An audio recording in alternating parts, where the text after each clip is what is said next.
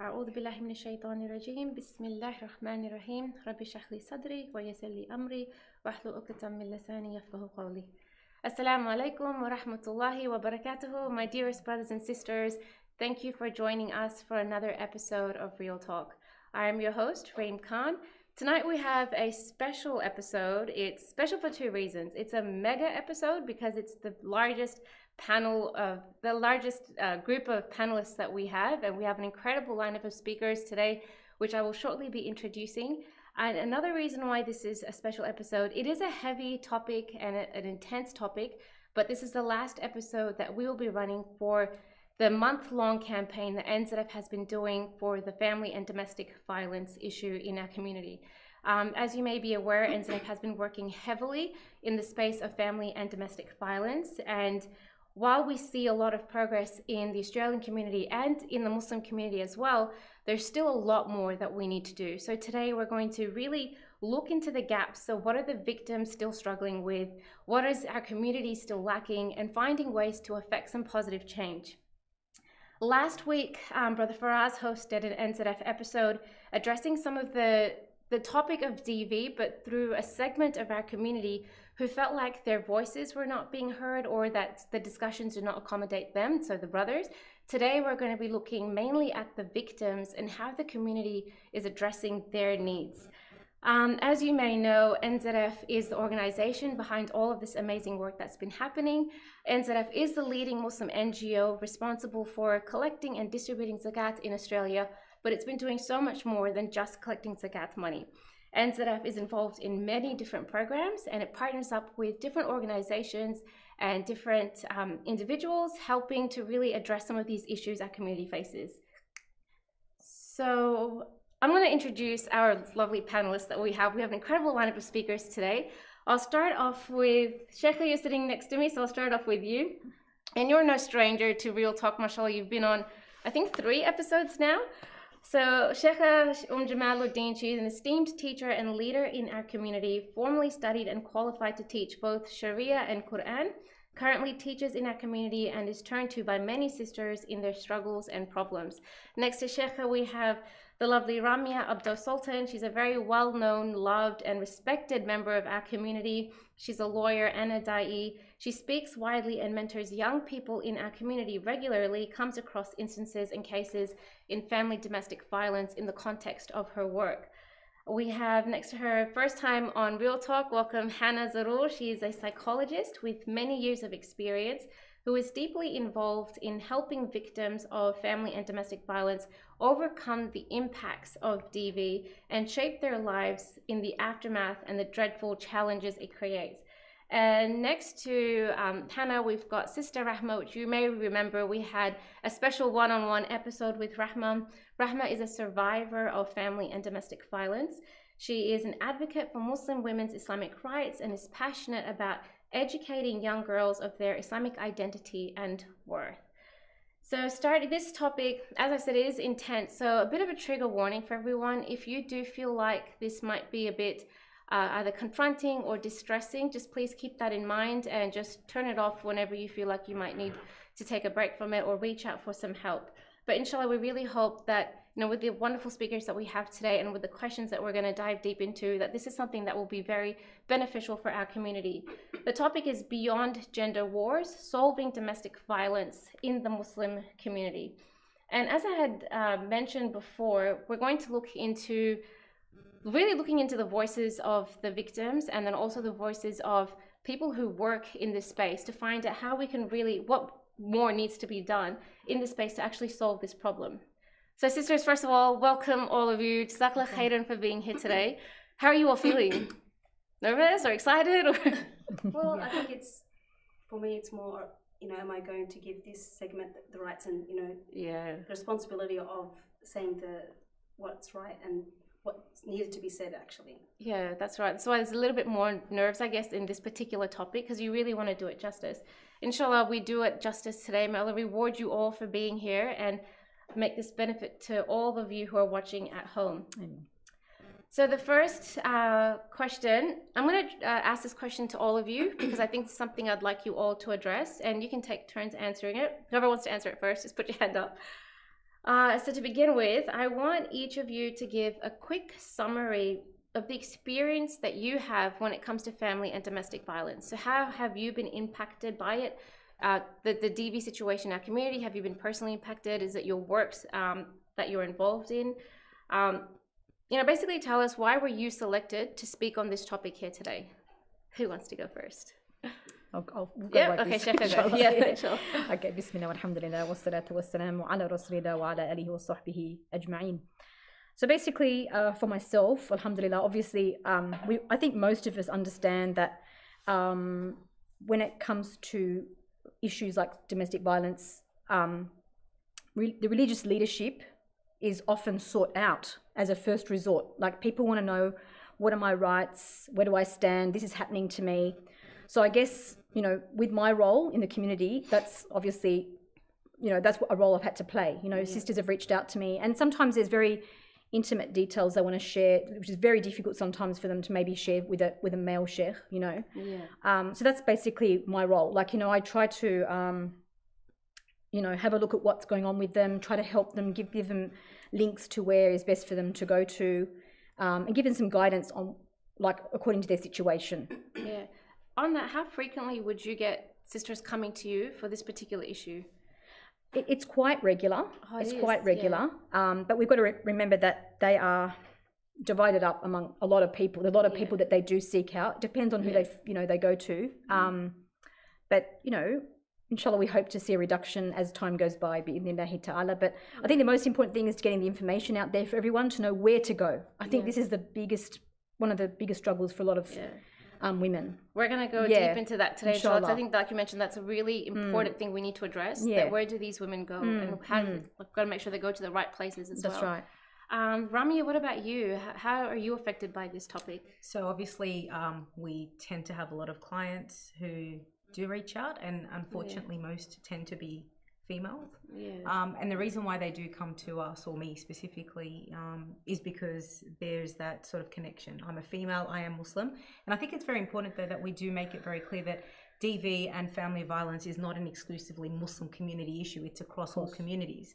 But being Muslim, obviously, we will attract certain clientele, and it becomes very difficult. I was having this conversation with a few colleagues yesterday in that it's not a matter of you becoming desensitized, but because you hear the details so often, you almost fall into a state of not helplessness, but what can I possibly do beyond what there is available to us. The most important thing for me is, I guess, direction.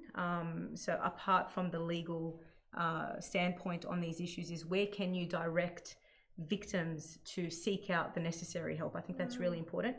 And it's very sensitive for us, and I think Hana will probably go more into it. The first thing we actually do is we always refer and advise that they go get help through psychologists and so forth before anything, because there's a lot of trauma that comes with even throughout the case when we're handling matters and cases of DV. We actually heavily advise a holistic approach to their case. So both psychology and even spiritual, and that the two need to actually go hand in hand. That was the same thing that Sheikha was saying as well. The most important thing is, where do you direct them after they reach out to you? Wow. Hana, so in your case, as a psychologist, you're involved in this space. How often? And tell us a bit about that. So I was going to actually start off with how I became involved in this space. That's fine. No, sorry. So I started off, I think, thinking when I worked in child protection that I knew everything there was to know about domestic violence, because I had done a bit of training, was working in the space, and then joined a women's health service. And they had a specialised domestic violence service as part of that. And I had to actually unlearn everything I thought I knew. And working in that space, I was very fortunate that I was working in a completely different community to the one I'm involved in today. And began to understand that domestic violence actually doesn't discriminate. And so I was under the mentorship of some great mentors and began to understand that domestic violence is a women's health issue. So then following on, I moved into private practice and decided to just work in the space of women's health. And when you're working in the space of women's health, what you commonly see is women coming in for psychological support for anxiety or depression or substance use or complex trauma, PTSD. And the common thread that was coming up was a history of domestic and family violence. Wow. And so I've had the great honour and privilege of now working within my own community, but also in terms of why we do the work that we do and why we're involved in it. I think there's a huge responsibility being a part of the Ummah, that when one part of the Ummah hurts, we all kind of hurt. And so I have this honour of working with these women and supporting them to, inshallah, move forward. But I think it goes beyond working with the women, and I think we need to work together as a community. So when we talk about where do we send these women to, where do we go, we need to think about how we as a community respond. Yeah, and that's going to be like the main gist of today's topic, is that whole community level impact that we can make. And this, all three of you so far have said the exact same thing, is like, where do we send these women? Like, how can we help them? Rahmah, so this is like, okay, my input's going to be a bit different too, because I am being a survivor of domestic violence myself and being impacted by this and being part of this community. So my experience with domestic violence is from the other side. Yeah. So I have, like, the women come to me after they've gone to places that they've been directed to go and share with me the experiences and the frustrations, and how can this be right? How can, how can Islam say this about me when I've gone to this sheikh and he's told me this, or I've gone to this organization, they're putting me through this, when I don't have, I'm left with nothing. And so my experience with domestic violence, as I said, is from the other side, is from the voices of the victims, is from the frustrations that victims face when they are directed to certain places, and the problem areas that I see in those places. Yes, mashallah, there is great effort, but there are problem areas and there are issues that are not being addressed. So therefore, as I said when I was talking to you in my last segment, that it's damage control, and damage control long term does sometimes more damage than it does good. So it stays stagnant. So my experience, as I said, is from the victim's point of view and what the victims have been telling me. And just also my background in Islamic studies and studying the fiqh and the comparative fiqhs, seeing where even the Islamic, in these organizations that are trying to do things Islamically, there's a big gap between what the actual fiqh says and what is being implemented. So that's my experience. Thank you for sharing that, Jazakallah khairan. I think the next question, building on from that, where do you think because what you all sort of highlighted is the lack of support from the community, the lack of help that's available, and where do you refer these women to? Where do you think we are at as a community right now in tackling DV? And there's a lot of people now are saying, everyone's talking about family and domestic violence now. It's like the issue to talk about. Everyone's posting it on their Instagram and their Facebook, and we're doing episodes like this. That some people say it's no longer a taboo topic. Do you think that's true? Do you think that, are we so comfortable now talking about it, or is there still a lot more discussion that needs to be had? Is it still taboo? Where are we as a community now on a community level? Sometimes I feel as though it's just continually the women bring this issue up. Like I did a quick survey of my family members and asked a few other brothers. I just asked them this question. I just said, when was the last time you went to a masjid and you heard a talk sort of bringing up the issue of saying to, we need to be, I believe in tackling our issues head on, right? Yep. The prophets and messengers, were sent, and they weren't just calling to Tawheed. They used to deal with the societal issues, right? Yep. And I think that's one thing we have to realize, that we are living in a time where there's a huge amount of people's fitra has been very distorted, where they've become desensitized to violence, they've become desensitized to different types of even sexual perversions, what I'm just saying? So we're not dealing with people the same as what they were in the time of Sahaba. And there's a lack of taqwa as well. So if you have all that combination and then think, how does that sometimes play out in households? Do you know what I'm trying to say? It's worrying, so you've got to think about the context of the people you're dealing with now are not like you tried in the time of Sahaba. You know what I'm trying to say? So we need to be, the fact is that we know in Australia that the figures, the statistics, that they quote is basically one woman every week dies in Australia from domestic violence, and 1 in 4, is subjected to intimate partner, violence. Now, we can't imagine, as Muslims that we are, that doesn't affect us. Yeah. You know what I'm trying to say? We all live in Australia, so we can be sure that those figures pretty much would represent impact us as well. A similar type pattern is happening in our communities. Therefore, it is a social ill. We need to be calling it out. But like we all know, and I think a lot of people feel this, and this is making people feel very frustrated. A lot of people feel frustrated because they feel like it's the same topics brought up over and over again. Like there are kind of like these fun, like, I don't know, how can I explain the tip? Like they're not, it's not that they're not important topics, but there are certain go-to topics that are always brought up and sort of really gone into. But yet there are these social ills that are just going on in our households that are really not getting the attention they need, and what I, back to what I was saying before about the survey, I just basically asked them, when was the last time that you went to basically a masjid and heard a talk directly, speaking to the brothers directly, just honestly, and just saying, this week I had a number of sisters approach me. I'm sure they, everyone gets sisters approaching them, because I do, right? Mentioning to me that, there's been they've been quite severely punched or kicked or verbally abused, and just to mention that, brothers,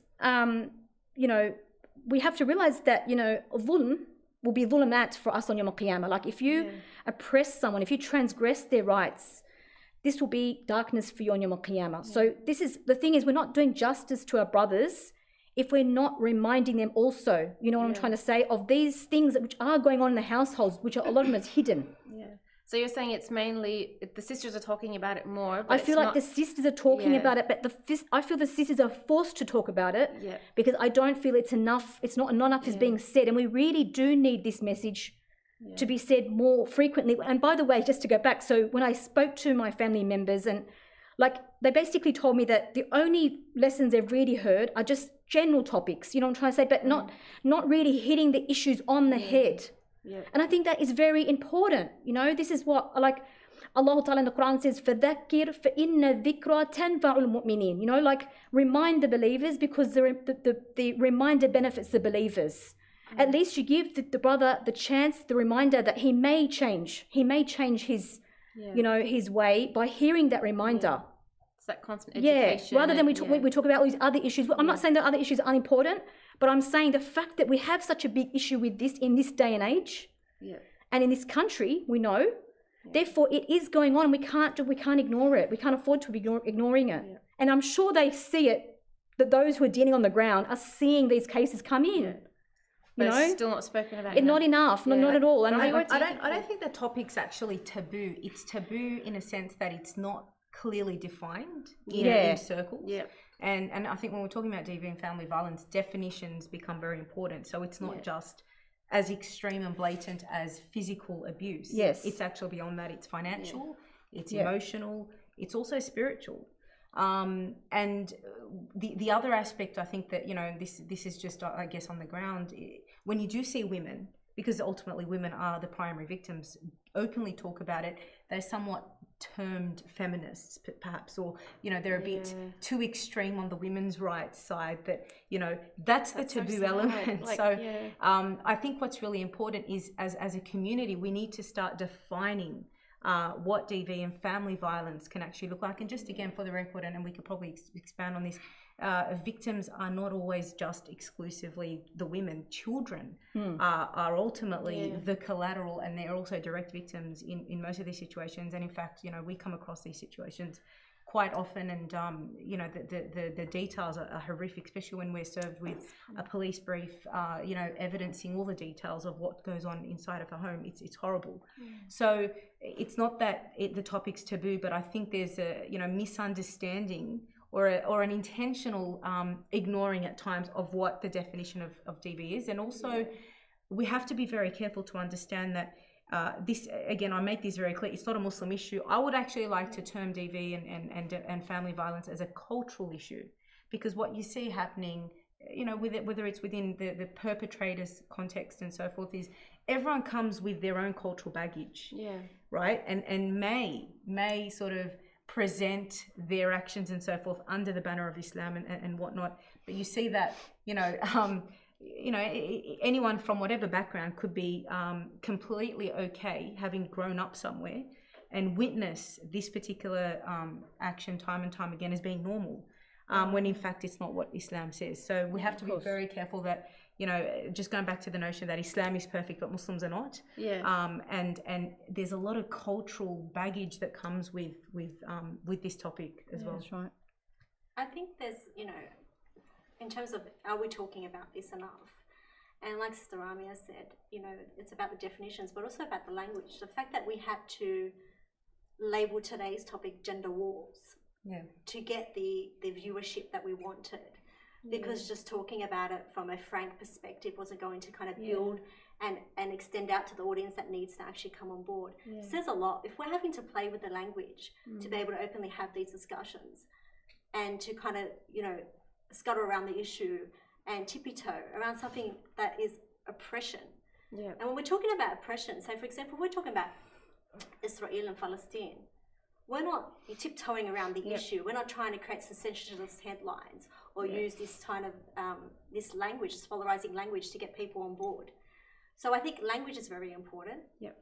I think calling it out as oppression needs to be, so when we as Muslims, and you're right, domestic violence doesn't discriminate, it's in all communities, but in terms of our own community, if we start talking about it with this language attached to oppression, that domestic violence is oppression, and treating it as such, then we no longer need to be saying, is this taboo? Because as a Muslim, talking about oppression is never taboo. It's a sin. It's just, That's exactly right. So there's, one part is about having conversations, and bringing it to the forefront. Two is getting the language right and that discourse right. And thirdly, I think we need to really, for us to be, we're having all these conversations, why are we still having it? Why are we talking about it and nothing's really changing? I think it's going to be the gist of today's conversation. We need to be looking at drivers.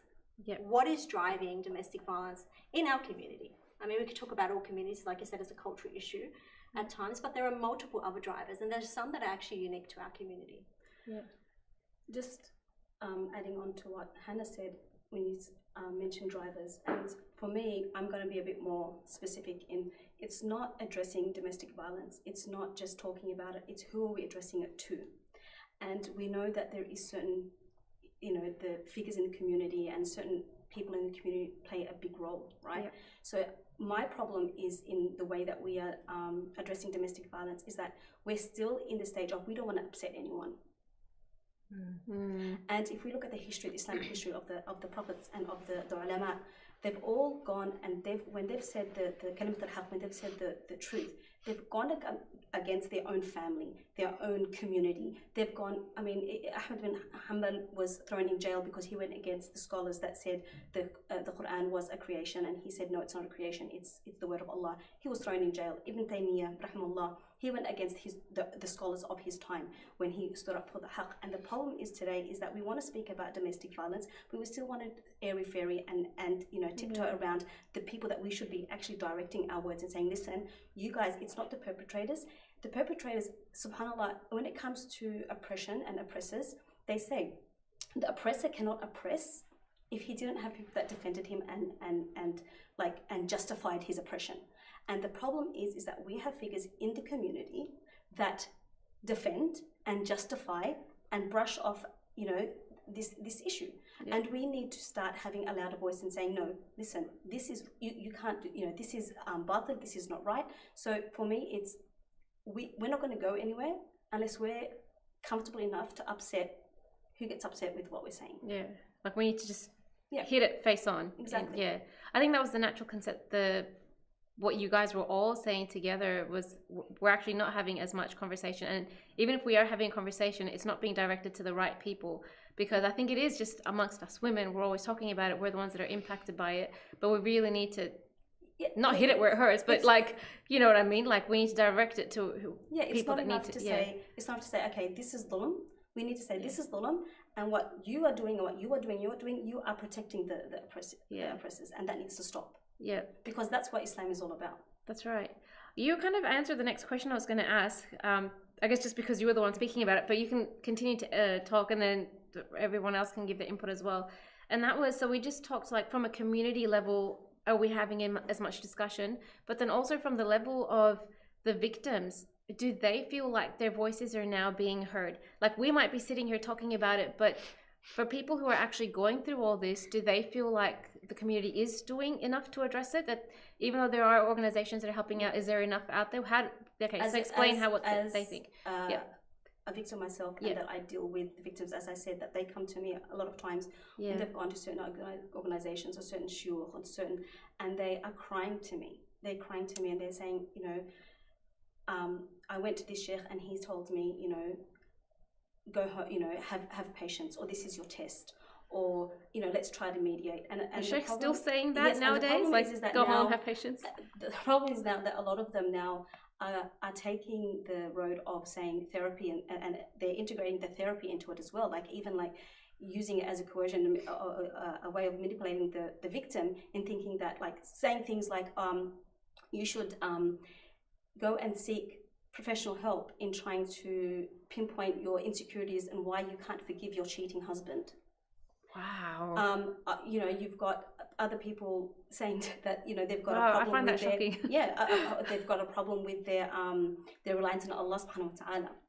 You know, they need to. The victim has a problem in reliance of Allah subhanahu wa ta'ala. If they have a problem with the way their perpetrator is taunting them, or you know, so they then get they start questioning their life. They, you know, start thinking about suicide, or they start, you know, to get very, you know, emotionally attached to the perpetrator in a wrong way. And I've seen where they've called out for help, or where they've asked questions, and answers like that have been thrown at them. Oh, you don't, you know, you should check your reliance on Allah subhanahu wa ta'ala. Your reliance on Allah subhanahu wa ta'ala is not correct. So they're also like making them feel that there's a default. The reason why they cannot deal with this test that Allah has given them, because there's a default in their deen. Ram, can I just jump in here? I think there's I think and I see, and I think Jamaal, you probably see this.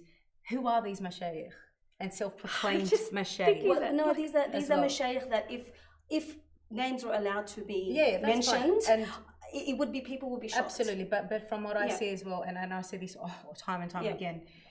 You know, sorry, with all due respect to, you know, those who may have gone out and studied and so forth, 2-3 years on them, they're suddenly an imam, and suddenly they are. I agree with you. You know, I agree with so you. I think another aspect and another, you know, another layer to the issues is that we need to make sure that women are going to the right sources 100%.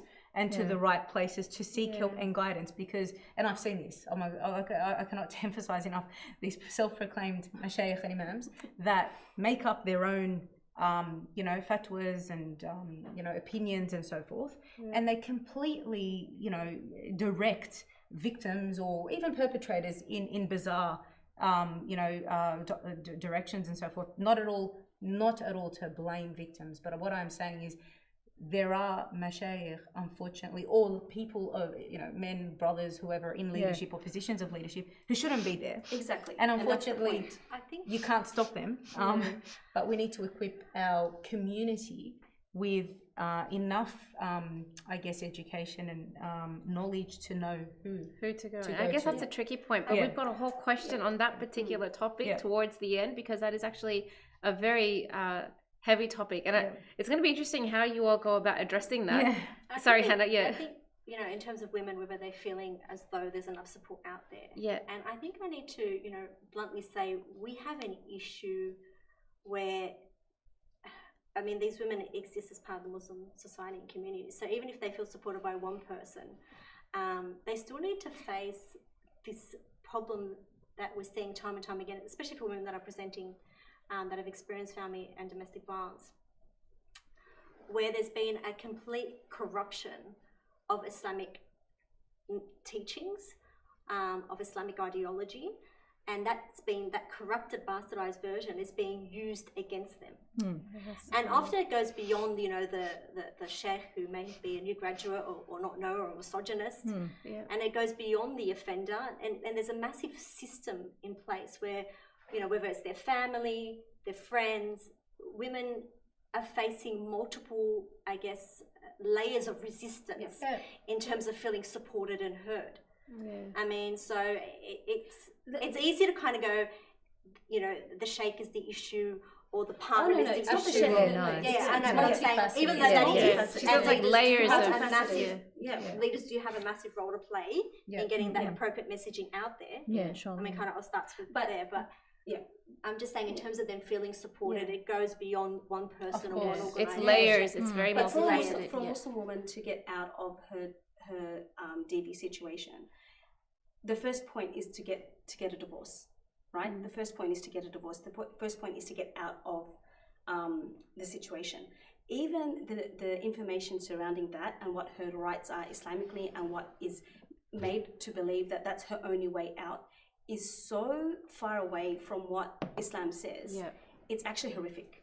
And I've had women contact me saying, you know, I went to the sheikh and they said that I can get a khula, for example, and you know, we can speak about this more in detail. And this is a woman that her husband is a financially abusing, physically abusing, adulterating, drug-taking human being. And she's been told the only way for her to get out of this situation is for her to take khula and lose everything. Not even lose the right of mahr. Like, you know, that's just, so the confusion that she faces and the letdown that she faces, like, I haven't done anything wrong. Why do I have to be dragged through this process? Why am I being punished for getting out of this abusive situation? The process itself is daunting, and not just the understanding of what her rights are in Islam. That's what she's been told. Okay, you want to get out? You have to, you know, your choice is khula, right? And just the confusion and the amount of times where I've had to sit there and explain to them khula and fasakh and mata' and it's and then after they know, they're like, oh, so Islam doesn't say this. I said, no, Islam does not say this, and but this is not being taught to the women. They have absolutely no idea. I'm glad you mentioned that. They go to them and they're like, okay, you want khula, and it's just it's a problem. It is. And I'm actually glad you mentioned that, because we've got a full question. I want to really get this topic, get that particular issue addressed. And Sheikha, you can speak a lot about that soon. We're just really educating our viewers, whoever's watching, inshallah, that on that particular topic, like, really, what are your rights? Because until you know your rights, you don't really know what you can stand up for, because you don't know what Allah has given you. Ramia, I'm going to go to you now, because we're going to continue from that topic, but we're going to look at it from a legal perspective, and then we're going to look at it from an Islamic perspective. So as a lawyer, in the context of your work and the cases that you've been dealing with, what are you seeing is what's been happening from a legal perspective? Is the law being used in a way to help victims get their rights, or is it being abused by the perpetrators or the people who've got the power in the relationships to abuse the victims more? What are you seeing? Look, the law is there. And that's the point. It's there in theory, but practically speaking, it's very difficult to implement. And when we're going to talk about a scenario situation, let's say of blatant violence, pick up the phone, you call the police, come out, you know, get an AVO. In the end, it's just a piece of paper. You know, in the end, it's just a piece of paper. And we've seen time and time again, you know, we've seen the case of the lady with her 3 children that was burnt pretty much in her vehicle subsequent to the breakdown of a marriage and so forth. In the end, there was an AVO in place, and it was just a piece of paper. So the law is there in theory, but practically speaking, it is a very difficult mechanism to be implemented in protecting, true protection, victims. And one of the things that we tend to see, you know, there's no two ways about it. When I get a phone call to sort of say, I'm in this situation, what do I do? I say, and I think, you know, people of leadership have been implementing this.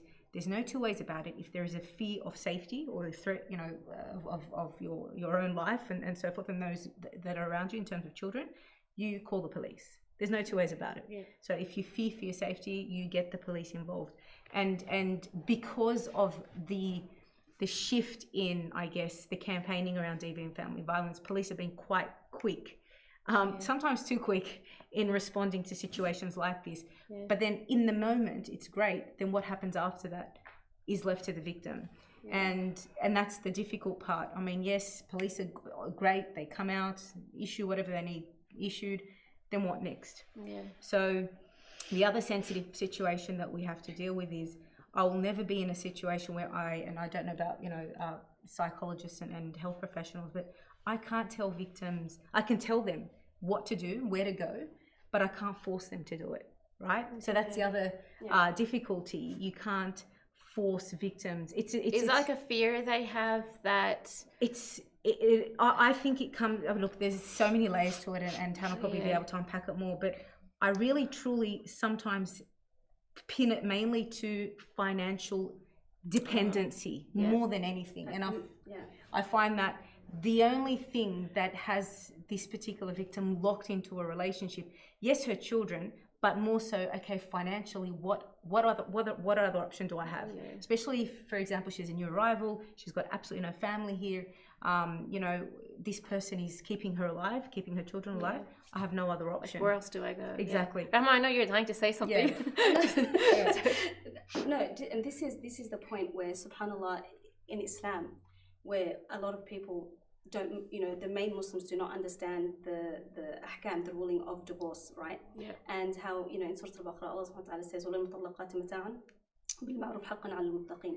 So in Islam, when there's a case of divorce, right, the woman is given a benefit, and this is like a parting gift. And subhanallah, this in a lot of the some of the Arab countries, especially the Gulf, not so much like the Jordan and Lebanon, but especially the Gulf countries, they still implement this very strongly. So the woman, if she goes to the court and she can, if the husband wants to divorce the woman, that's just an easy case.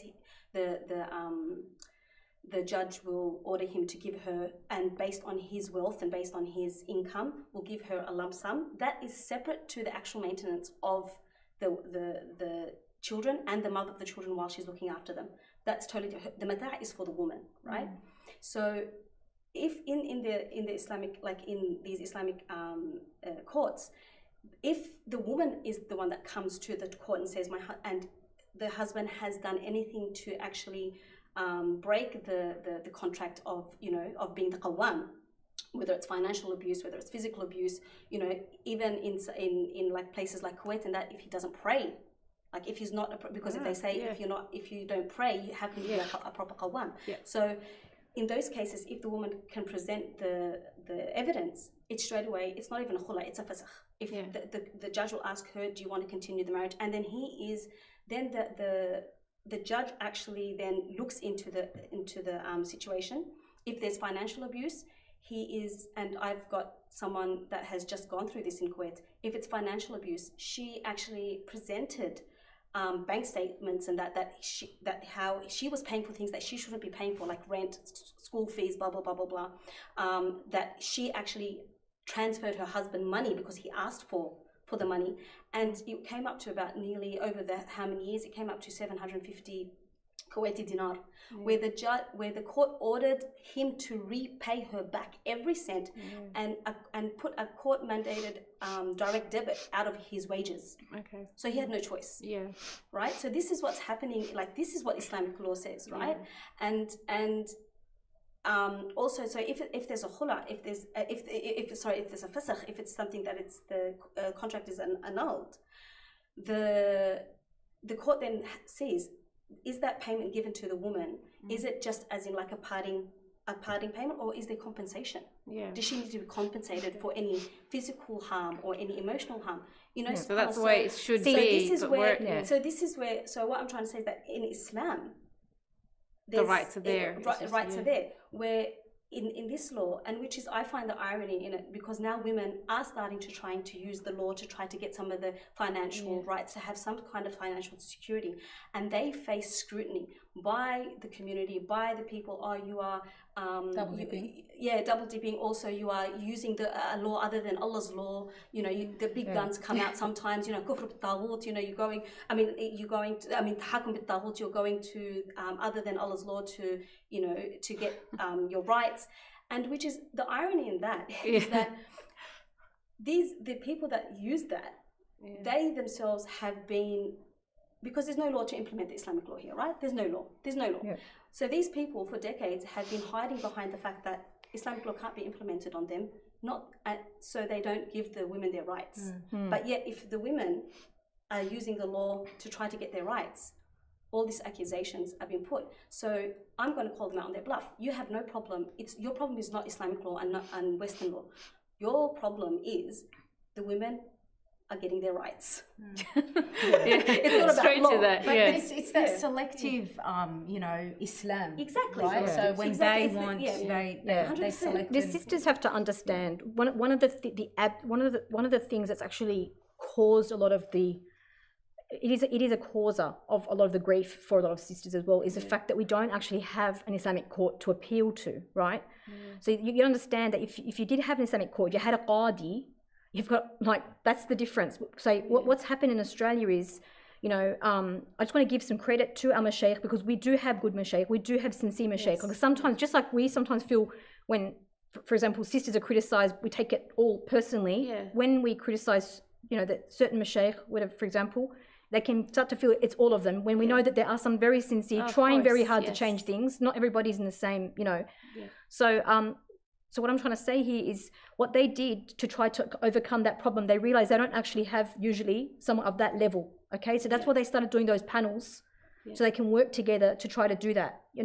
Now, we're not saying it's perfect, but definitely, like, I've been in the community for more than 30 years now, right? And I gauge sisters. Okay, I have sisters come to me all the time, and I'm always sending them places, and I'm hearing back from the sisters. Now, I can tell you that compared to, say, 30 years ago, the sisters could, a lot of what, especially what Sister Rahmah is saying, that used to happen very much, right? But now I feel there has been a development, okay? I do really always recommend sisters now to go more towards those panels. Like, there are two, there's two that I know of that I would recommend the most. I would rather, number one, something you brought up before was the issue of having just different brothers in the community who people see as a sheikh. That's been an issue for a long time. That's why I know that, people can say whatever they want about, like, the organizational structure of ANIC, but it is a very important thing for Muslims to have, okay? Even if people can criticize whatever they want to do, but the reality is it is very important to have that, for people to be able to recognize who are the qualified people that they can go to, number one, right? So that's important, because otherwise you're having, that's overcome one issue. That's overcome one issue of having the backyard, exactly. That's one issue. Then the second issue is, okay, if you're going, I think you can appreciate that if you have one sheikh you're going to now, I don't want to downgrade anybody. May Allah reward everyone for their knowledge, but not everybody has the level of knowledge required, okay? And especially fiqh, it needs usul, it needs there's a whole lot of, like, to be a qadi, it takes a lot of training, okay? Generally speaking, the majority of mashaykh wouldn't really have that level. Do you understand? So if you're going to one, then, and also there can be other issues, maybe, like, we can't rule out human bias could be there or whatever, right? Whereas if you go to a panel, there's a bit more oversight. You know what I'm trying to say? So I feel... I think this is why language is so important. I mean, when we're talking about, oversights and maybe a lack of knowledge, this is where we're not having, using the right language to talk about domestic violence. If we're seeing it again from that ulum perspective, I mean, it's not that hard to see ulum. Someone's suffering. And how do we respond? I think with me, I just want to, sorry to interrupt you again, but I'm just now, you're going to understand, we're talking about a fiqh perspective, and when someone's, one second please, when someone's coming to get arbitration, okay, so this is a conflict situation. In Islam, when someone comes in a conflict, they're accusing someone of something, they have to bring, that there needs to be evidence. We can't just automatically assume, and then the problem is when you have two people presenting, one person says one thing, the other person says another thing, right? So what I'm trying to say to you is, we have, alhamdulillah, this is a start. It's not perfect, but for example, now the two panels I want to mention is, first of all, you've got ANIC, okay, but the only thing, because it seems that it takes from what I'm just telling you from the feedback from sisters, okay? Now I personally am getting a lot of satisfied sisters coming back to me now, compared to what I was hearing before. I'm not saying there's still people not satisfied, but generally speaking, the ones I'm sending, I'm getting a lot better feedback than I used to get, okay? So ANIC, the only thing about it is sometimes it takes a long time before they can see them. And sometimes they can't find the phone number. That's one thing, okay? The other thing I can now recommend for people, it's only just started really, is the panel they've got set up at LMA, All right, they've set up a panel down there, and now they are trying to follow the procedures laid down by the Jordanian jurisdiction, like the way that, do you understand? So they've got in place procedures. Now they are following the procedures, what you're talking about, but you got to understand, you can't just so the situation is, number one, let's go through what a sister can do. You're going to ask me that question. Yeah, that was the next question I was actually going to ask you. So for example, a sister's in an oppressive situation, okay? She's not at fault, she's being oppressed, okay? She has the right, first of all, number one, to ask for divorce, and she should be able to get the divorce, okay? Because she hasn't done something wrong that she needs to do khula, exactly what Sister Rahmah is saying. Okay. But just in case we have viewers who don't know, can you quickly explain what khula is?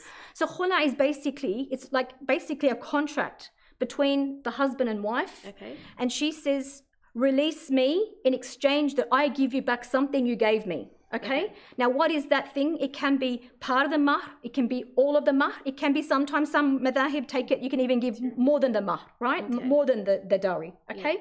Now, that is in the case where she does not want to remain in the marriage anymore. Yeah. Okay. Usually, it's not that she's at fault. Okay. Yeah.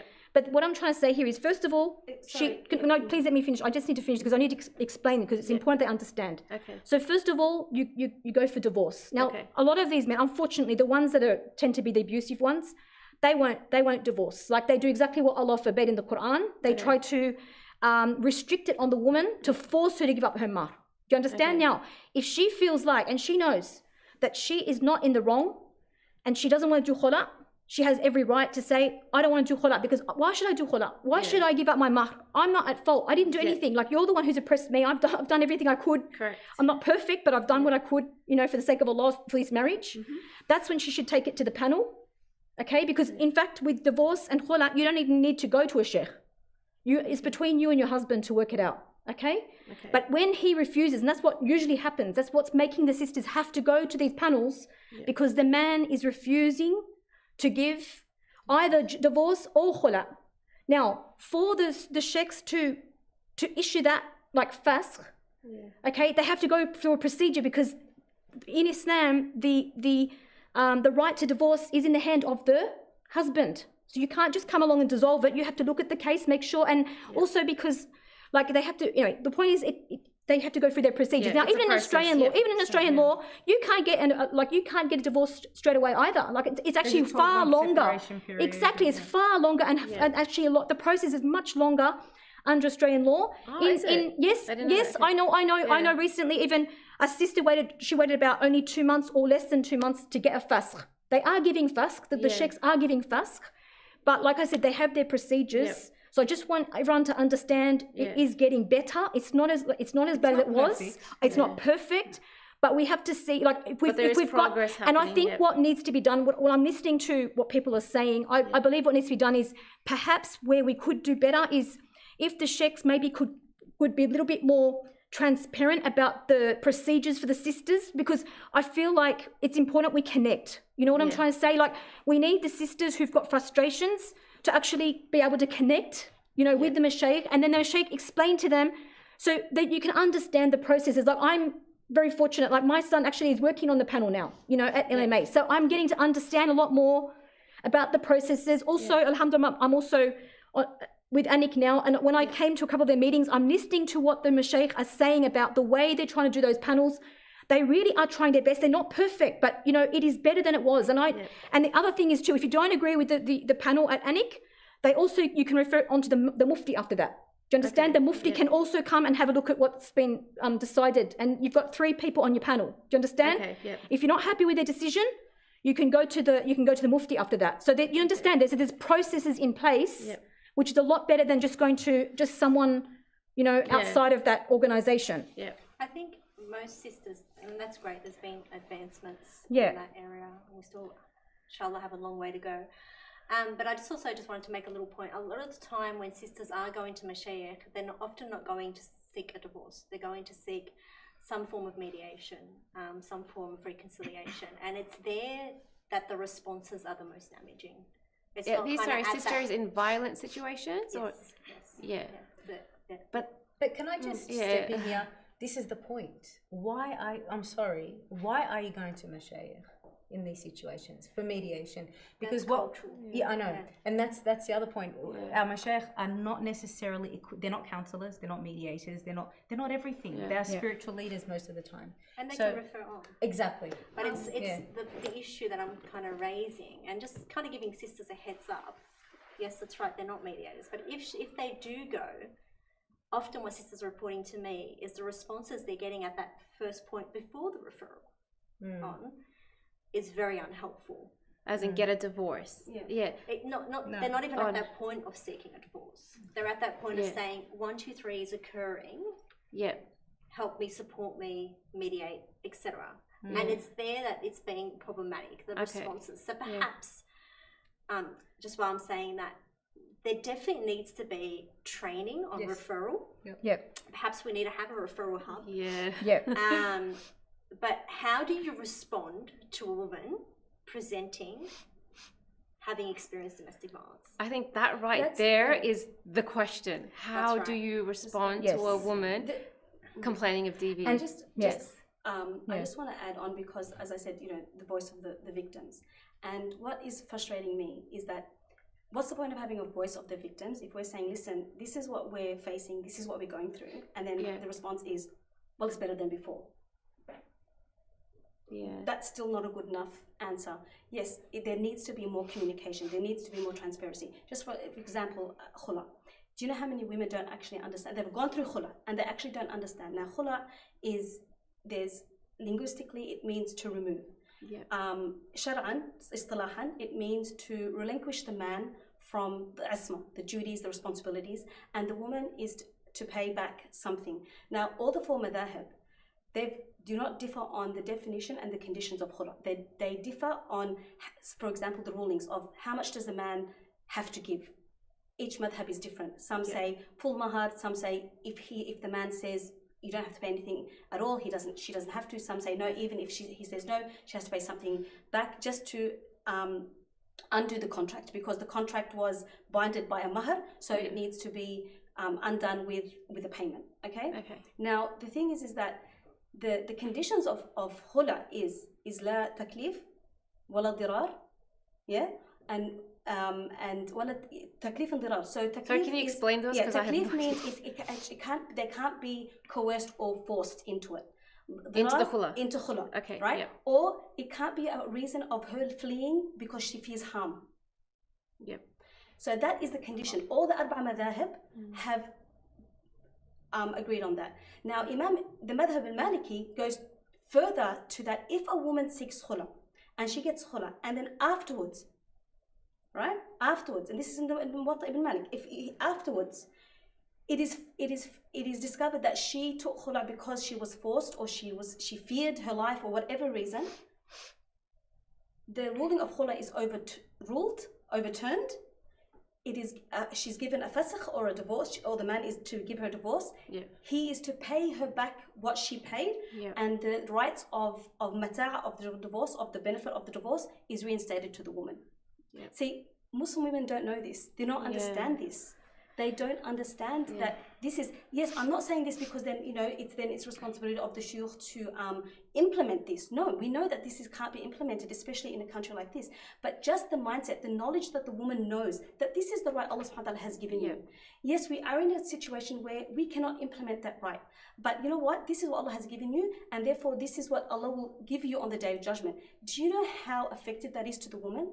Do you know how effective that is to the women when I explain to them, like, so Allah, it's not Allah that's taking this right from me, so I'm not being punished. No. Wow, yes, that is such a good point, Rahmah. Can I just take this a notch back again, and again, because I'm always conflicted with these issues as a lawyer and being Muslim at the same time, and you have women who are caught up in these scenarios, and if it's a matter of almost life or death, my opinion, I'm talking legal, where it's very black and white, it's dry. It's who cares about divorce or not. Right now, in the moment, it's about getting out to somewhere safe. Yes, 100%. Right? So put all these issues aside. Put what you are in terms of I'm not saying don't seek them, right? And if my legal opinion always is if you are going to be put under the mercy of a person, a human, in these situations, then pursue the law. Put everything else aside, and whatever you want to be labelled as, be labelled as. Yeah. But my point is, because you always get these questions initially when they are in a moment of or a situation of life and death. It's a question of, but what about the property? What about it's actually you're in a situation beyond that at this point in time. Women face multiple barriers to leaving. Yeah. And I think, even though we as the supporters, the workers, the women, that are hearing these stories can see quite clearly that her life is at risk. Yeah. And obviously we want to have that conversation with her. We want to have a conversation with her about safety planning. But most of the barriers women face are psychological. And if a woman sits there and knows and understands, actually, I have an honor, I have a worth that Allah subhanahu wa ta'ala gave me to be safe, to be looked after, even though that's not critical at that point, it helps her then seek the safety. Yeah. And this goes helps back to understand her worth. When it says the eye with an eye, with tooth with a tooth, and al-juruh al-qisas. And then Allah subhanahu wa ta'ala says, when it says about the eye for an eye, Allah subhanahu wa ta'ala then in the end of the ayah says, but if you forgive, it's better. It's just reassuring that justice, that you do have a right. You are not forgotten. You are not overseen. So most of these women, that's what mostly that they need. And I've actually was speaking to someone that works in some of these organizations, and I actually kind of suggested that we need, I understand the sheikhs are busy and sometimes they're not equipped with counseling, and they're not equipped, they don't really know how to deal with the victims, and because they are facts. We look at facts, we give the ruling, and that's it. They haven't been trained. We need liaison officers. We need liaison officers between the sheikhs and the victims. This liaison officer, these women are trained in the Islamic rulings. They are trained in that, so they can actually explain to the women as they go through, guide them through the process. If anything, I've actually made suggestions directly, and look, volunteer work's never going to get us far. No. So these positions need to be right. paid, but with these panels, you must, apart from the mashayikh, you have to have a psychologist and lawyers on board. Yeah. That's my opinion. But the reality of the situation is, and I'm not giving it any excuse, volunteer work's not going to work. Yeah. And that's 100%. Why as a community we're not progressing. Exactly. Okay, this is going to take me to my next question, because it's actually paid positions. It goes exactly to what we're talking about here. And this is a question to all of you, and we're all going to take turns answering it. So what needs to be done then? How can we make the process better? Because you mentioned, okay, we've got panels where we're looking at different avenues that these Muslim women can reach out to. You mentioned their first right is, yes, they can get a divorce. And then, okay, there's a lot of sticky things in that. It's complicated in Australian law, and it's a lengthy process in Islamic law as well. So what can we do on a community level? What needs to be done to make this process easier for someone who is in a violent, oppressive relationship and needs to leave? So I think... Yes, Hana, you can go first. We seem to be hearing a lot of different information and services that's quite disjointed. Yes. Yeah, okay. And so I was actually part of a action lab on domestic violence in the Muslim community, I think in 2018, run by the Social Outcomes Lab from Canberra. And they actually came up with solutions around these. And one of the things that was suggested was an umbrella organisation that looks at all aspects of response, from the grassroots level to training up our mashayikh, to having a referral system, to providing services and support for women, so that all these organisations kind of putting out these little flyers in different ways can actually come together. And more importantly, again, a referral service that says, okay, this is where you need to go, this is who you can speak to. Until we have that, I think, that we've got a long way to go until we have that. But I think you have organisations on the ground who assume that role, even though they can't. I won't name. They're doing phenomenal work. There are many organisations who are very specific to these areas, DV and family violence, who assume those roles, but they are extremely under-resourced. There's no collaboration. And the thing is, where one organisation lacks a resource, there's another organisation that can help complement it. Absolutely. And we talk about being an ummah. Let's look at this umbrella. It's not about being an organisation with a jack of all trades. That's right. Everyone's going to have a specialisation. And I think that sometimes, anyway, I'm not going to get into all that. I but just an umbrella organisation where one organisation that's lacking somewhere can refer to somewhere else, and they all know about each other. I mean, I can tell you now, I've been working in this space for over a decade, and I don't know all the services that exist. Yeah. Just Yeah. in the Southwest Sydney area. That's where we need to improve. I think number one. How can we do that? Yeah. Though? How So can we get that collaboration. one? there does need to be some sort of community directory, which not a business directory. Yeah. A community services, Muslim community services directory, Yep. where we can all just, like, you go to NZF or you go, whoever you go to, we just go, okay, well, this is what's available to you, you know, try this, try that, and try to make it more, because as much as we ideally would love the Muslim community to work together, it's like practically we do how does end that up work? working, you know, but at least by great that in theory, we have a big umbrella. And, at least, Sorry. so at least in that way, we are collaborating in that way. Do you know what I'm trying to say? Where I can get this there, I can get that there, right? But I think one thing that normally comes up for most people over here, it's we do need to have you know, females as part of the, you know, as part of the process when sisters are approaching, you know, the panels, and because it can be very intimidating, and obviously, you know, so, and you know, so they really do need that support. But I think another thing, I really do think that as much as possible, anyone who's involved with panels, it would be highly, like, I really do believe that they all should, for example, get at least some basic domestic violence training and trauma as well, because as we all know, women who are, you know, in a traumatic type of, or they've gone through trauma, or they're going through domestic violence, you know, it's very hard for them to even acknowledge a lot of things, and you might not pick up on the fact that she's going through a far more than what she's actually exposing.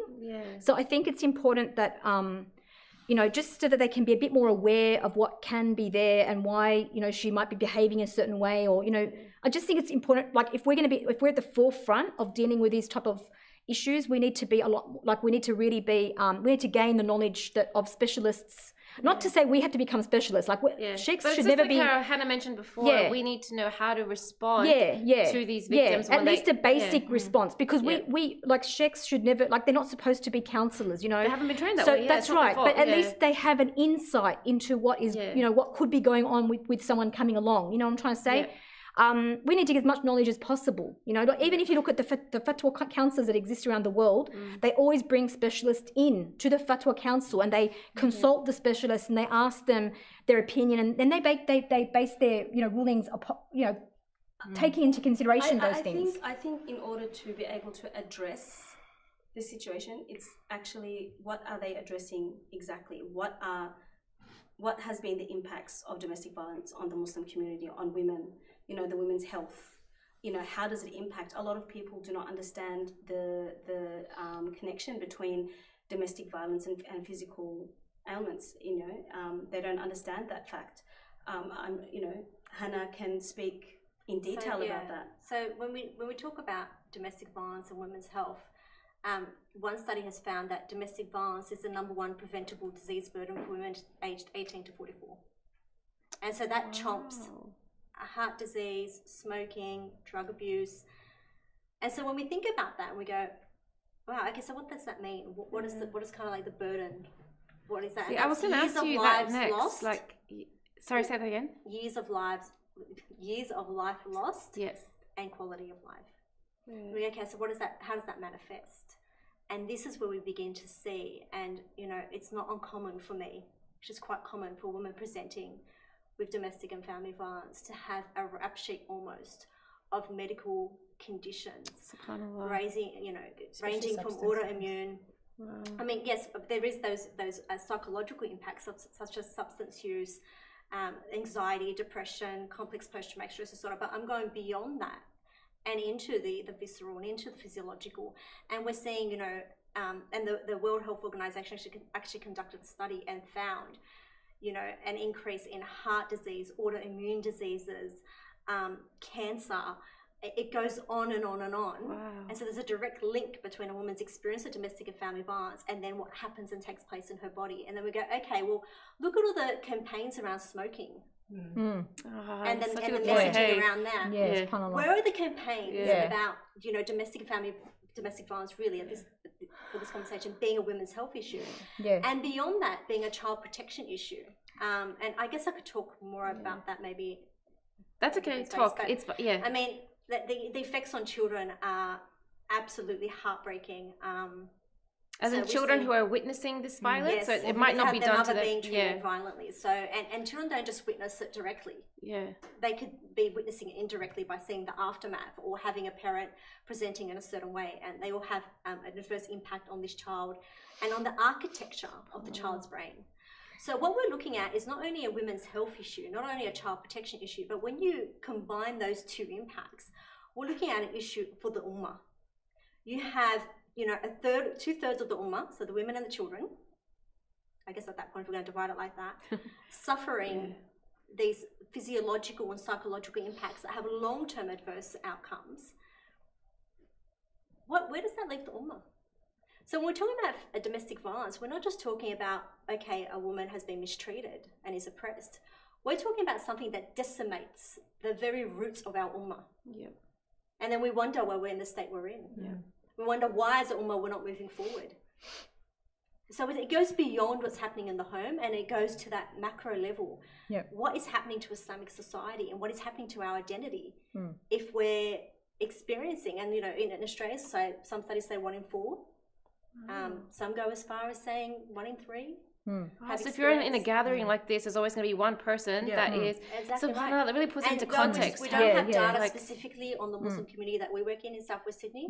We do know that Bankstown actually has a specialised DV unit. And I think it's the only one in the state, or maybe the 1 or 2 in the state. That says a lot. Yeah. There's a direct impact, obviously, on the well-being and harmony of a family unit to how that's going to manifest and present in society. Yep. You have a healthy family unit, a harmonious one, obviously you have a healthy society. But just going quickly back to your question, what are the solutions? I think as a community, going back, whether it's even from an advocacy lobbying perspective, we need to start investing, I guess, in beyond the bricks and of mosques and so forth, but investing in resources and manpower, whether it's panels and so forth. Again, I make it very clear, and we all know this in our capacities as volunteers in community work, it's not sustainable. And you cannot expect... that's a really good point. So just to mention that LMA thing they've got set up now is actually it's not voluntary. They're actually they're trying to, it's going to be launched in November, by the way.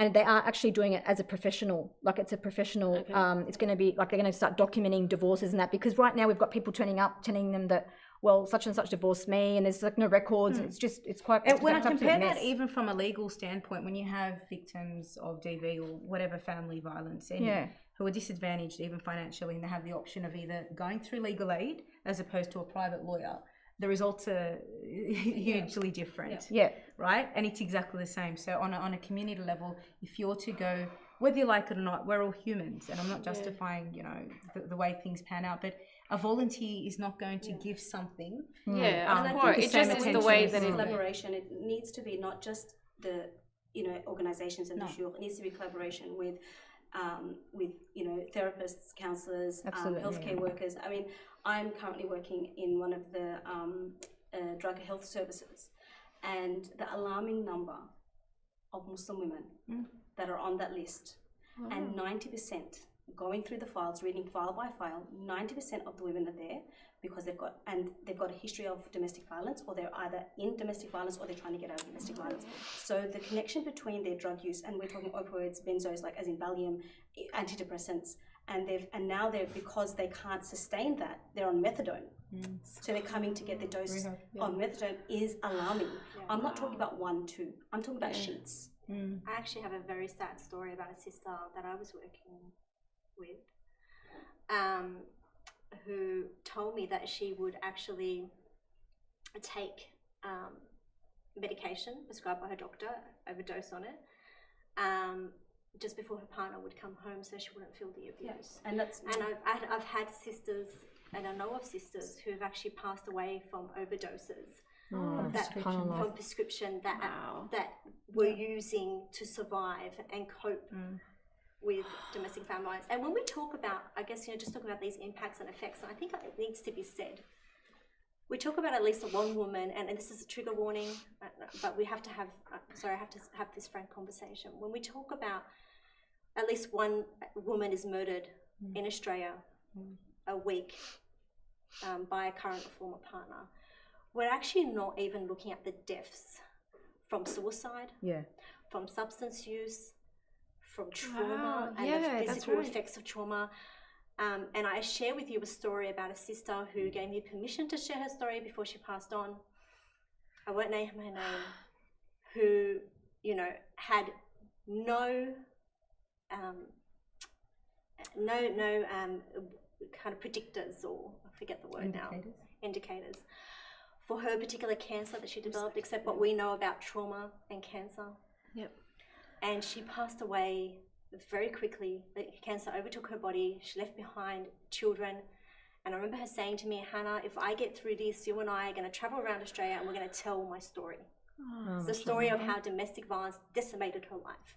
And she didn't get that chance. And again, these are the women that aren't accounted for. These are the stories we don't get to hear.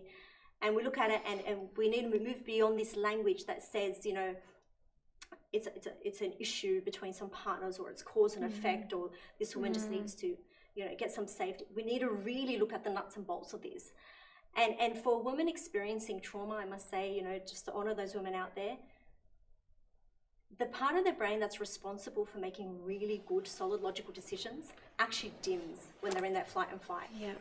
And so I'm just conscious of the time. I just want to say. No, that's okay, because I was actually going to ask you that, is this the reason why, you know, you might see someone who's in a violent situation and then, you know, as Ramia mentioned, you tell them leave, but they're not there to get a divorce. They don't. Is that why? Because they're not even.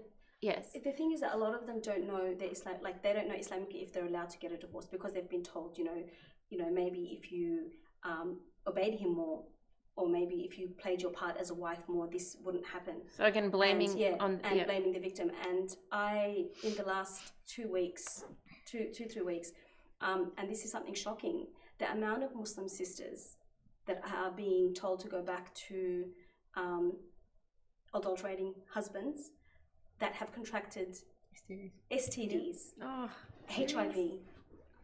Not long ago, someone contacted me. She's only got a few months to live before AIDS kills her, because she was told, you know, go back. He did tawbah. It is your responsibility now to forgive him. You know, there's something wrong with you if you don't.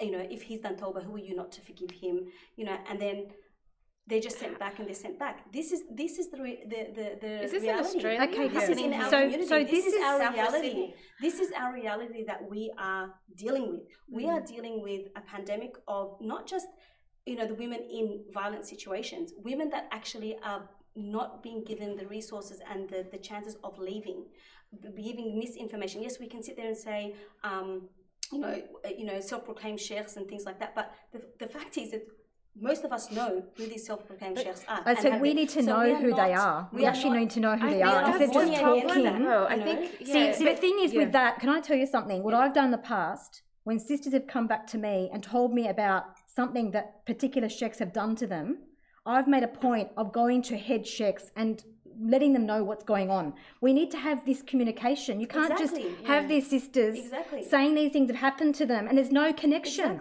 So I want to know, you know, I'm on Anik now. You know, you come to me, you tell me who these people are. I will bring it to them and I will tell them we have a problem. We've got people they've got these particular sheikhs telling these sisters to go back in dangerous situations, which will, you know, have a darar on their nafs. You understand? So we can't just be like, what I find is, that's what I'm concerned about. I'm concerned that, like, we just have we've got these, you know what I'm trying to say? There's a disconnect, a big disconnect. And we need to bring this together, because we can't solve these problems if we're all working in different corners. Yeah. We need to come together to solve our problems. You know what I'm trying to say? But just to, again, unpack it, and I'm just thinking, what does this all come down to? And I think it's because the victim constantly feels stuck no matter what.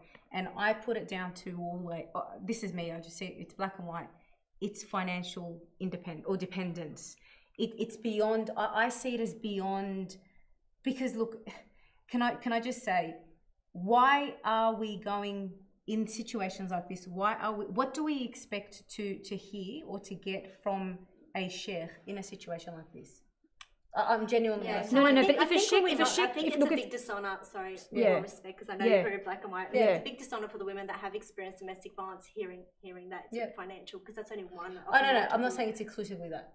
I'm not saying It's one layer to it. Yeah. One layer to it. Yeah, but I've actually worked with women who, and of course the financial support helps. But I've worked with women who are extremely wealthy. Yeah. Who are stuck. Yeah. Wow. In our community, it's the religious abuse that is used against the men. messaging. It's just for example, for me, someone that was, that I've lived and faced situations where I didn't fear poverty, or I didn't fear actual a human being, or what was they were going to do to me. Do you know what I mean? It wasn't that.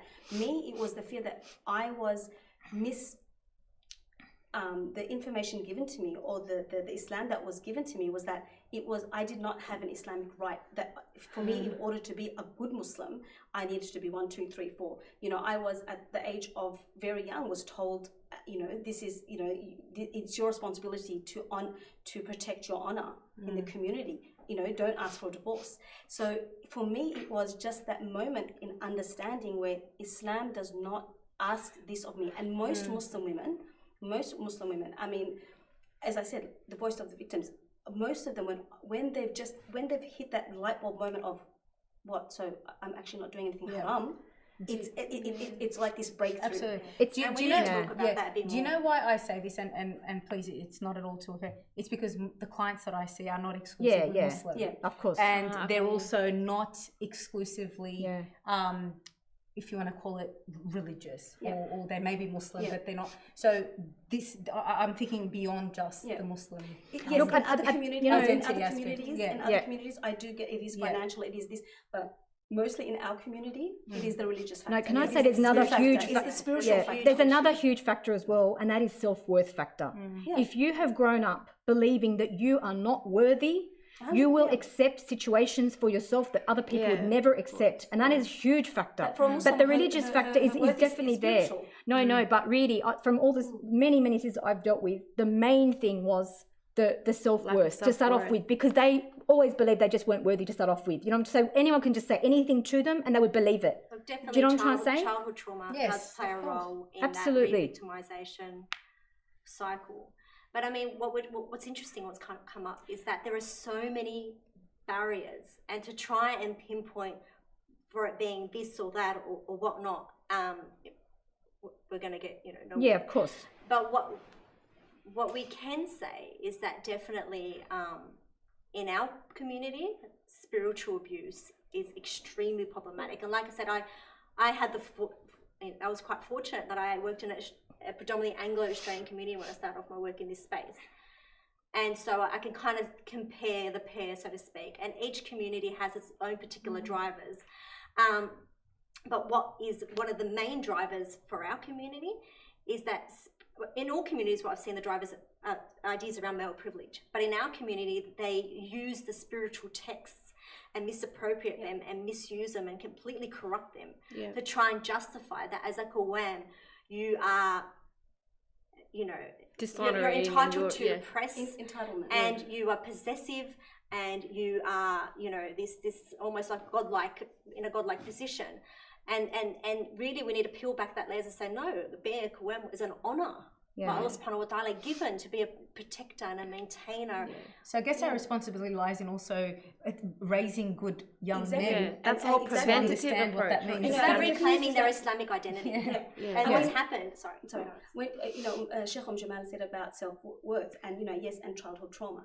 But, if I always go back to the seerah where Islam came down in a time where girls were being buried alive, that women had absolutely no worth. They were sold and owned, inherited. The wives were inherited. The son could inherit his father's wife. So when Islam came down, the worth of the woman was nothing. Islam came and gave the woman her worth. So yes, a lot of women have childhood, but the thing is that if we are representing and teaching our girls and teaching our boys, most importantly, because if we go back to the hadith about treating women or women's places in Islam, it's all directed to the men. There's no one hadith that says, hey woman, listen, let me tell you. It's reminding the man, you know, how to treat the woman and the rights of the So it's woman. not just and teaching the girls No, their it's- worth, but it's no, teaching it's the teaching men the the men. females' It's worth teaching as the well. men. It's got to be. It's got to be Because multifaceted. Yeah. Definitely. when the men understood and honored the worth of the woman in Islam, women did amazing things. Yeah. As I you know, spoke about in the last event, where, you know, women reached places where in the Western world they weren't even dreaming about that at that time, right? So, but this is when men understood and kept the brief. and understood, yeah, exactly. Well, And you know allowed what, women my to- theory is, and I say this time, we are reliving the Jahiliyyah days. Exactly. Yeah, And yeah. this is subhanAllah. That's the This is, whole I was saying We something. are. I was saying something to someone. I said we have gone. What people don't realize that what people like, and what the men don't realize now. Yeah. If they actually had, and if there was an actual Islamic state, Islamic court system, we wouldn't be sitting having this conversation, right? That's one. Two, and Al Jahiliyyah, we are gone back. We've gone backwards. Instead of when women were given their worth and understood their worth, we reached astronomy, we reached physics. But now we're back on the couch, You know the irony of all this? trying to prove to people, hey, we've still got a right to live without being oppressed. How backward is that? It's just so How ironic. Jahiliyyah is You that? mentioned how like Islam came when women were being buried alive, and it gave women, taught them their worth and gave them their rights. We are now living in a Western society where it's all being about female metaphorical. We are rights, still and yet being buried. we're We've gone back to being buried, but we're not we've being gone buried back. And we're not- physically. Yeah. We've been buried metaphorically. And we need to ask ourselves, what happened over time that Muslim men went from being protectors to being, not all Muslim men, Not all, there yes, are of course, amazing yeah. Muslim men out there, Yeah. you know, but the ones that are offenders. Yeah. What happened, and supporters of the offenders as well, and colluders, but what happened that their identity was completely stripped away, that all that's left now is this toxic masculinity that they're holding on to. They've forgotten the honor that Allah subhanahu wa ta'ala gave them. Such an honourable, I really beautiful believe it position comes from of insecurities. healthy because- masculinity. No, Yeah. But we're seeing it all over the world. it's Toxic distance masculinity. and loss of deen Of and deen, of faith. identity, Yeah. And that's all it is. Exactly. And again, Yeah. going back to the point, Islam is perfect, but Muslims are not. And this is across the board in But every I context. think as well, yes, it's the loss, but it's the loss of that taqwa. Because a lot of men will Yeah. sit there that are offenders, and they can recite you know, first 5 verses of the Yeah. Quran Yeah, and the yeah, no, no. hadith. But have no guilt factor. as the Messenger of Allah Our said. character, our akhlaq. Yeah. I had an offender sitting in our reception area with a masbaha and a beard up to here. Yeah. And he's being charged with grievous bodily harm. To Sisters, what did? and Yeah. a dozen of his children. Sisters, what did the Prophet say? It makes no At-taqwa difference. ha-huna, at-taqwa Exactly. ha-huna, at-taqwa ha-huna. You will And he not pointed see to it. his heart. So ultimately, the true taqwa is in the heart. Yes, it does come out in the, you know, it should come out, but primarily that's where the true taqwa is, you know. And so the way, that's why the Messenger of Allah said, khayrukum li ahli, wa ana khayrukum li ahli. You know, that's not just words. You know, if you really are really from the people of taqwa, you will deal with the people in your household when no one else is watching except Allah in the best way you can. Yes, if you have taqwa, you will remember that on the day of judgment, when we That's stand right. before Allah subhanahu wa ta'ala nude, naked, we are not clothed. When we stand before Allah subhanahu wa ta'ala, our titles, we no longer have titles. There is no Sheikh Fulan, there is no husband, we are in front of Allah, how Allah created us. So when Allah subhanahu wa ta'ala, He will not ask you, He will not ask the man, what did you do to your wife? He will ask, what did you do to my servant that I entrusted in your care and put between you a heavy covenant? Oh. What did you do? Tell me. Explain to me. That's when you have taqwa, that's what you will put in your, that's what you keep in your mind. Sahih. No. That it's not about, it's not between husband and wife. This is now, as you said, we are taking the rights of Allah's servants are being taken away from them. It's oppression everyone against one of Allah's servants. And not enough people are talking. And if you go back into the history and you see the nature of the oppressor and you know, and how he became to oppress, you know, a lot of people that say, oh, I was only Abdul Ma'mur, I was an ordered servant, you know, and what did Ibn Taymiyyah say to him? He said, if it wasn't for you, the oppressor could not oppress. So how about the ones that are being silent and facilitating this and enabling them by guilting the women that actually mustered the courage to stand up and speak? This has been a really interesting conversation because we've unpacked a lot and seen a lot of the different layers in so many different parts of this, like the layers in which why, you know, victims, why some of, I don't like saying the word victims, I could say survivors, but even the victims who are currently still in that, you know, all the different ways that they're impacted by it, why they struggle to get out of it, the way that, how you mentioned it impacts their health and all the long-term effects of that affecting the community as well. And then also looking at it from the different things that the community needs to do to help this. And even in that, there were so many different layers. It's not just a simple answer. This will be the last question because this is going to be a big one that you're all going to unpack a lot. But it's going back to, because I know you're taking your time, Ramia. Okay. It won't be too big. It's actually basically going to summarize what we've just discussed. And that's going back to what needs to be done. And I guess we'll just have, instead of everyone talking for each other, we'll just go one person at a time. You can be this is like your closing statement, I guess. What do you think, if you could say something openly, and don't hold back, just don't mention any names, but don't hold back. I want this to be a real talk. Say just openly what you think the community can do on a community level to actually get some real change. So we're having these conversations as well, but what's the big thing? Who wants to go first? If you want to think about your answer, you don't. Okay, Hana. I think I could say so much. So since I can only say one thing, I would choose reclaim our identity. Wow. We absolutely reclaim our identity. And what we've heard from the learned sisters today is that there is so much in our religion that is there to not just honour the women, but honour the men as well. And if we can reclaim that identity and learn how to live together, again, with Muwaddatun and Rahmah, renew your intention, reclaim your identity, and hold firm to that rope. Beautiful, subhanAllah. I thought you were going to say more. But I would. Getting nervous. Don't open that can of worms. Oh, wow. Ramia. Look, there are many things that we can do. One of it is obviously start, collaborating, coordinating efforts. Invest in manpower and resources. Yeah, so on a bigger community level, that's fine. But I wanted to share this as well. The bystander effect is really critical as well, and I've seen that in my area, as you would have. And I know a victim who was only able to sort of rake up all the courage and bravery to get out of a very, very ugly situation, not only for herself but even her children, who were very much abused physically as well, only because there were sisters that she'd reached out to and finally was able to express what she thought was normal, by the way, within that family unit.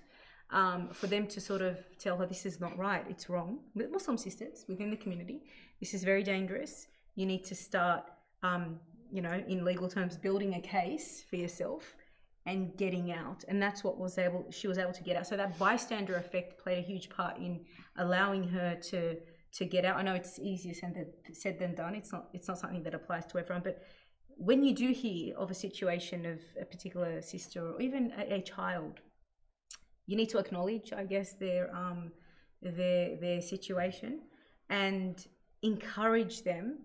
Not necessarily push them, they have to make that decision, but encourage them that there are support networks out there and there are places that they can get help and direct them to those places. That's really important because we mentioned that before as well, that what is the response that we should give.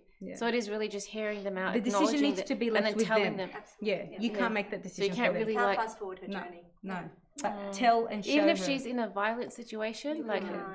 And the thing is, what we can inadvertently do is actually collude with the offender by trying to judge her, force her, deny her. That would probably put more shame on her in a way as well. Every victim has to have, as I call it now, referring to my experience, their balcony moment, standing on that balcony going, it's either now or never. If I don't jump now, if I don't leave now, it's now or never. And just have that realization. And,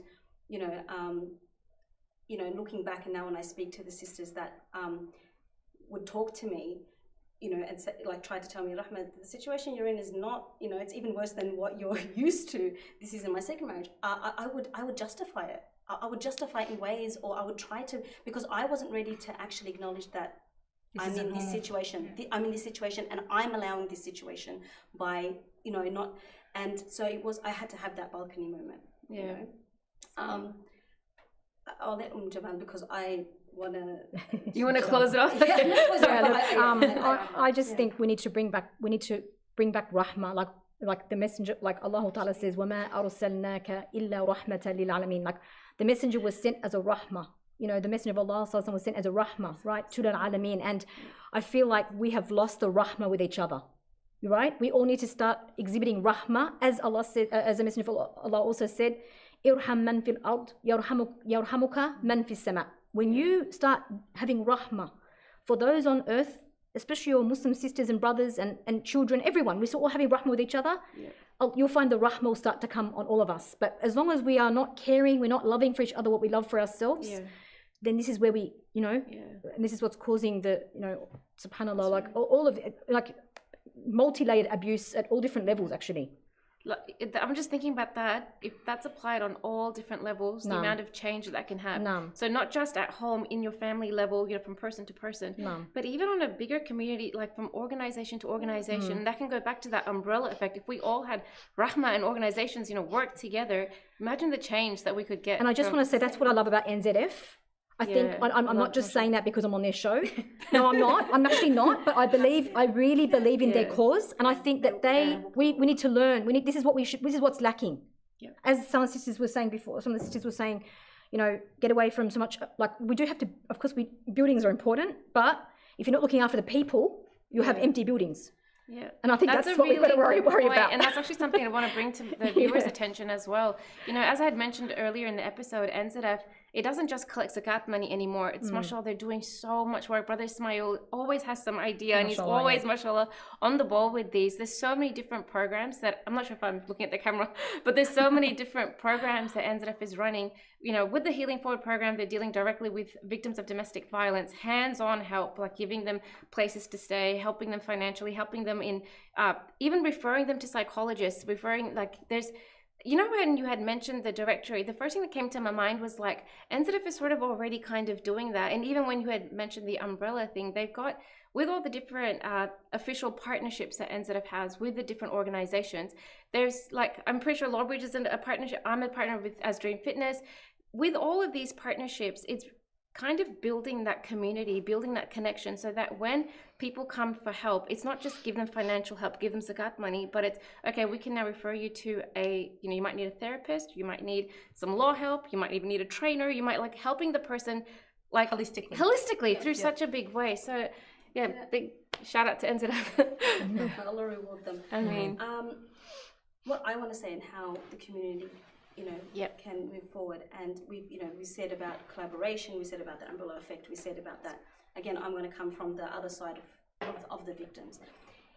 In order for us to be able, and yes, although alhamdulillah now we have some organizations that have got the panels and they're trial, but it is still trial and error, right?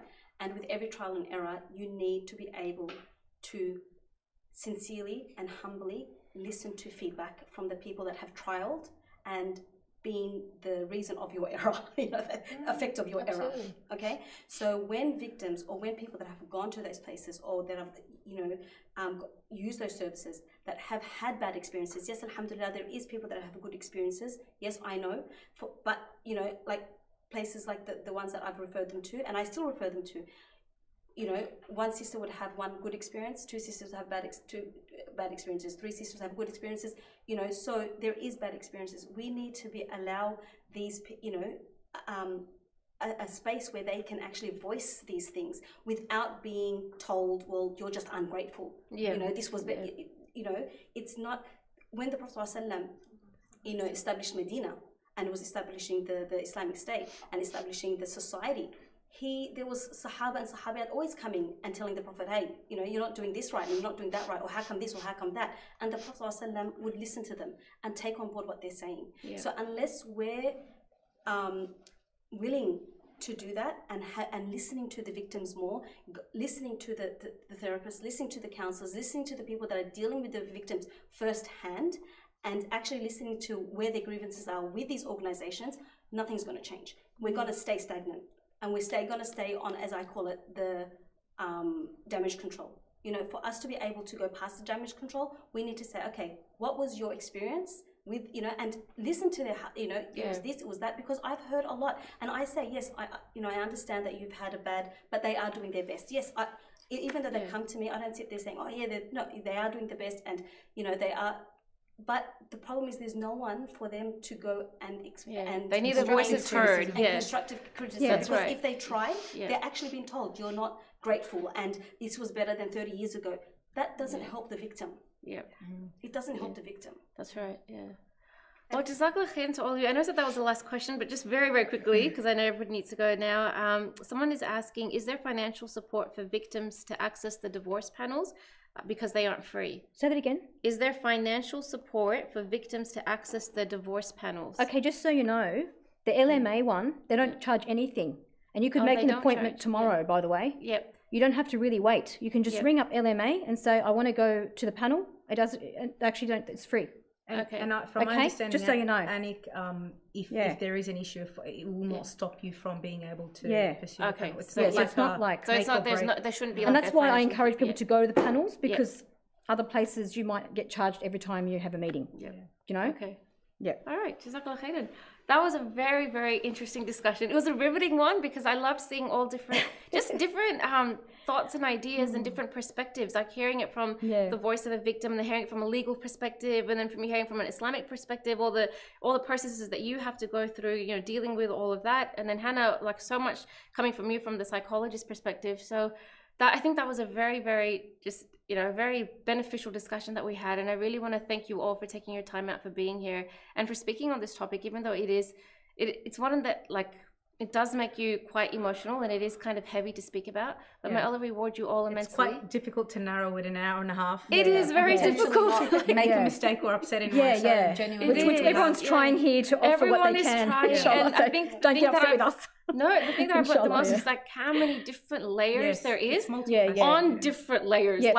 There's like the individual layer, there's a community layer, there's a sheikh layer, there's this layer, and then within each of those layers, there's so many different layers in that. So it's not something, it's so hard to even unpack because there's just so much to unpack. It's a lot. I think that's because that's the nature of oppression, right? Yeah, there's just so much. But I think it's good to bring more awareness to it. It's good to talk about it. And inshallah, it's like a stepping stone to each time we have this conversation, it's going to lead to something else. Even though like the changes, and I know some viewers might be watching thinking, we're always talking about it, but nothing's happening. There might be little changes each time. So that hope is always there, inshallah, that, you know, it might not happen overnight and it's not going to be, perfect, but there is some progress and it's, definitely. Inshallah, it all leads to something good. And I think change comes with acknowledgement. So if we're acknowledging that we have a major issue, and we're acknowledging and understanding what are the issues. It's not about just divorce or khula or fasakh. It's much deeper than that. It's a much deeper So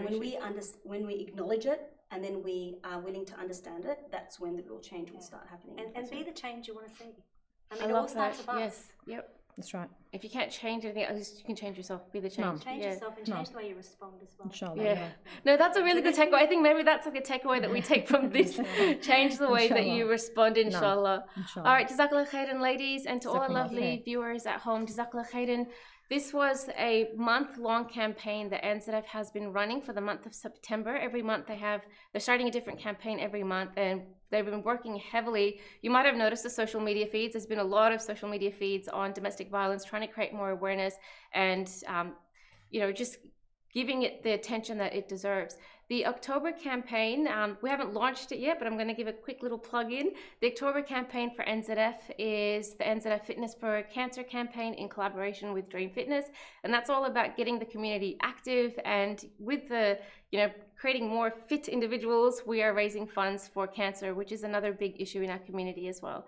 So Jazakallah khairan to all of you for tuning in, and for all of you for your time today. May Allah reward you all and bless you and keep you in His protection. Assalamu alaikum wa rahmatullahi wa barakatuh.